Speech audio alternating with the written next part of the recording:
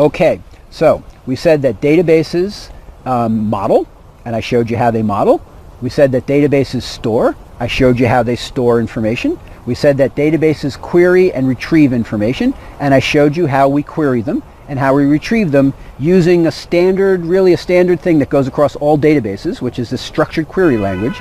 And I showed you only really the tip of the SQL, the structured query language iceberg. There's tons more to know, but I'd like you to know at least this much about it and to be able to figure out these queries.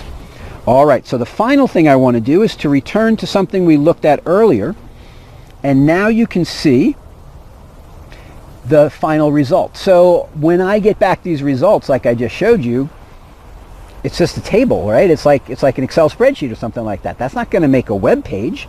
That's not going to make, that's not what I want to see. What I want to see is a nice web page with formatting and stuff like that. So there's one more step I have to take.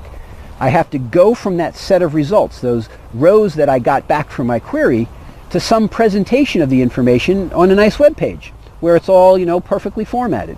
And so I showed you this slide earlier under the life cycle of information, and I want to return to it now to show you that this is how it works.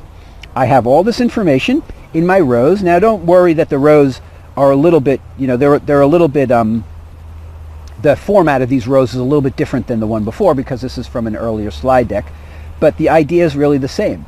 I grab the information from the results and I place it at different places on the page. And if you remember from before, there's a couple of points to be made from this. First is that the name, or the first is that the information on the web page is nicely formatted. The information in the table is just kind of no formatting at all, right? So I have that name Bob Boiko up there and it's big and bold, but it wasn't big and bold in the database. It was just as it is in the database. When I put it on the page, it's nice and big and bold. It's formatted in the way that I want it to be. That's point number one. Point number two is I don't have to display all the information that I get back. For example, I got back birthday. I got back birthday from my query, but it's nowhere on the page because I chose not to display it on the page. I didn't feel like it. There was no reason for it, or maybe I used to and I decided against it, and so it's just sitting out there now. The third point to be made is the same piece of information, in this case address, can be shown in two different places on the page. I can use that piece of information as many times as I want, including no times at all. I can put it anywhere I want on the page, and I can have it look however I want.